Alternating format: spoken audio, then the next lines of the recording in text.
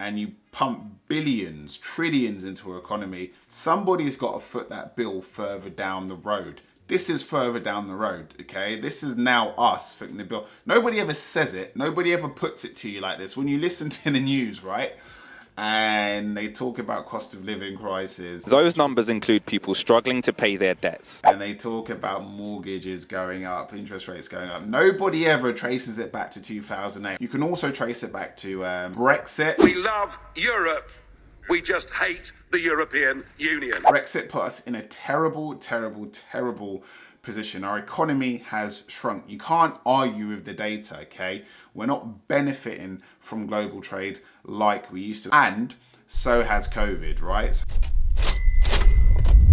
So my friend recently sent me this video about what the elites are doing. I'm always interested in wealth, inequality, as well as property. Property is a way of building wealth. So I love watching videos and learning more about wealth in general. I watched the first 3 seconds, but I was like, I can make a video on this. So let's watch the full thing and react to it. It's about what the elites are doing and how wealth is going to be redistributed in the UK and globally over the next few years. Let's take a look. Yeah, mortgage rates higher, right? Which means that people who have buy-to-lets, they have to fucking explode. Why? What do you mean? Rents, bro. It's peak. Oh, for real? It's done. Wait. You see this time next year? This time next year's peak. Why? Bro, 13k for a 3-bed. Not heard of. Rents are going high. So what the elites are doing, yeah? Mortgage rates higher, right? Which means that people who have buy-to-lets, they have to raise their rental figures. Cost of living going higher. Inflation higher. No one can actually afford these stupid rents, right? So what the elites are doing, what that then does to a landlord, they can't keep up with their mortgage payments, so they sell. Who's buying? The banks. So by 2030, if it isn't stopped and people don't wake up, the whole housing market is going to be owned by banks, elites. So it's a control thing. Then forever. Well, then who's going to live there if no one can afford the rent? No, then they're going to bring the rents back down to regular prices, and it's just going to be a control thing. No one will ever own a piece of asset or land again. This is their plan. Is it just to raise mortgage prices so that people are going to default on those and then banks can take them? So that's what they're doing. The reason why the mortgage prices are going high, so obviously people with buy-to-lets, they put the rents higher so they can keep up with it. But no one's going to be able to pay. No one's able to pay that, so then they can't pay their mortgage. Yeah. So they're forced to sell. Yeah. They're forced to sell or default the mortgage, so the banks come and either repossess it for free, or go to auction or whatever. Go to auction, and then the elites own everything, bro. That's nuts. So, I mean, yeah, that's interesting. There's an element of barbershop university and barbershop philosophy going on here. But yeah, no, he has some interesting points about elites. So I don't think that there's like this group, this committee of elites sitting around like a round table doing finger pyramids and saying, okay, like how can we control everything? I don't think that's happening. But if we look at the situation in the UK over the past like 24 months, and what happened with mortgage rates and what happened with the cost of living and how rents and mortgages went up. That was, you know, if you want to boil it down to its nuts and bolts, that was as a result of elites. It was as a result of Liz Truss and Kwasi Kwarteng and their mini budget that was designed to, you know, part of that was really to cut taxes, okay, and stimulate spending in the economy. And the thing with that is that we have gone through 15 years, 16 years since 2008. Like, a lot of what we're going through right now, okay, as it relates to the cost of living crisis, as it relates to high interest rates, inflation, etc., really trace it back to 2008. What happened in 2008? Well, you had the global financial crisis where banks were basically just acting wild, irresponsible lending. You had these mass defaults globally in the housing market. Investment banks were selling these complex products, mortgage-backed securities, etc., to investors like all over the gaff, right? And when the mortgage market, the global mortgage market crashed, the whole financial system crashed. What happened? Governments had to bail out banks and they had to essentially rescue the economy. They had to pump a lot of money into the economy, right? Stay with me here. And when you print money and you pump billions, trillions into an economy, somebody's got to foot that bill further down the road. This is further down the road, okay? This is now us footing the bill. Nobody ever says it. Nobody ever puts it to you like this. When you listen to the news, right? Hey, my goal is to get as many people investing this year as possible. So I've created some free resources and a link in the description of this video below that you can download completely for free to get you started on your property investing journey. I've put together a property investing calculator specifically for all the viewers of this channel for free. You just enter a few basic numbers and it instantly calculates all of your costs, profits and returns automatically to help you make the decision on whether to potentially invest or not. I've also created a free fundamentals of property fact sheet that gives you all of the basics and key information that you need to know when buying a property. And there's links with discounts on tax advice and tax return services, which are a key part of being a property investor. I hope you enjoy these free resources. Enjoy, and back to the video. And they talk about cost of living crisis. Everyone is counting the cost. Those numbers include people struggling to pay their debts. And they talk about mortgages going up, interest rates going up. Nobody ever traces it back to 2008 or really traces it back to 2008. You can also trace it back to Brexit. We love Europe.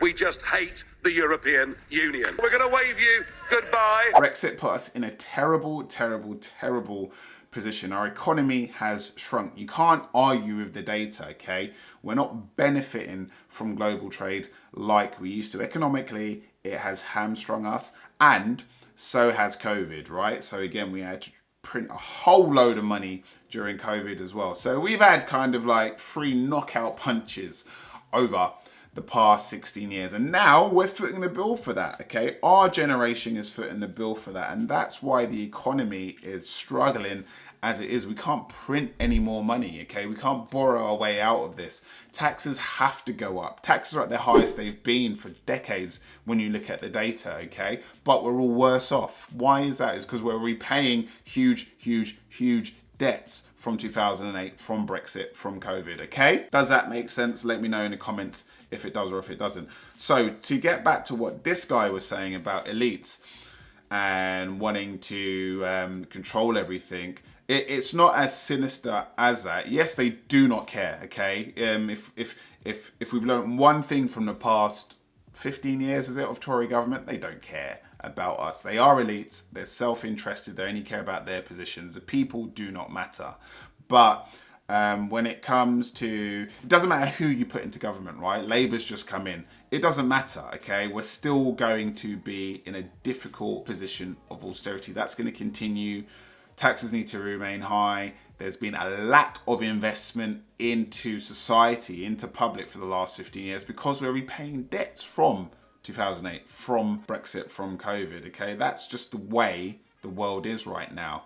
So when he talks about elites putting up prices and people selling, yeah, I think it's a byproduct, okay, of just the economic climate, yeah? Mortgages did hike in the UK because of a really irresponsible budget that was put out by the government. And yes, people's mortgages went up.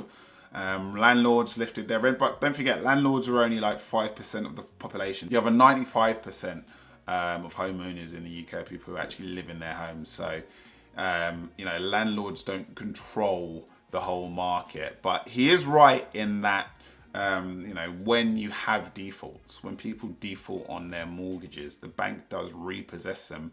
But, you know, I've worked in credit risk, I've worked in debt restructuring, I worked in a bank, okay, doing exactly this during 2008. They repossess houses, they absolutely do, but then they auction them because they want their money back. They don't just like add those houses to their books and become landlords. That's not what banks do. So he's missed the mark there. But what we are seeing is a lot of institutional investors coming into the UK housing market and, you know, in America and I'm guessing other countries. But what you're having is a lot of like pension funds, hedge funds buy up like huge developments and become investors in residential and commercial property, but mainly residential property. So he's right on that, okay? And, you know, when you own huge numbers of houses in the market, yes, you can control the rents to a degree. Yes, that's a real thing, okay? And yes, they benefit from those increases in the prices of property over time, and you have these huge institutions owning a lot of property assets and becoming like institutional landlords. Now, I don't know if that's good or bad, time will tell. And of course, the government can always step in and legislate that if the market is being abused. by institutional landlords. Let me know what you think. Should it be a thing? Do you prefer normal, regular, individual landlords? Everyday people like me. I'm an everyday person who's actually a landlord as well. Or do you prefer like corporations who are landlords? I don't know.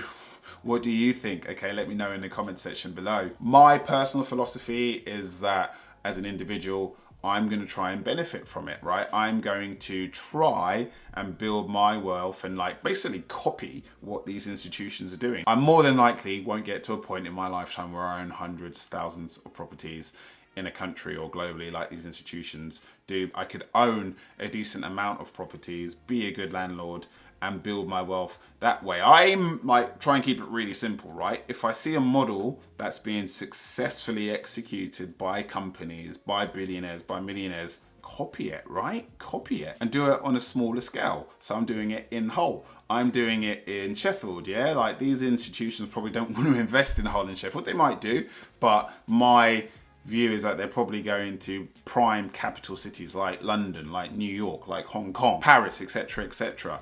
I can do that, but on a smaller scale in less prime cities that are much more affordable for someone like me. Let me know what you think in the comment section below. Is the property market being taken over and controlled by elites? Or is it a bit more nuanced than that? Let me know, guys.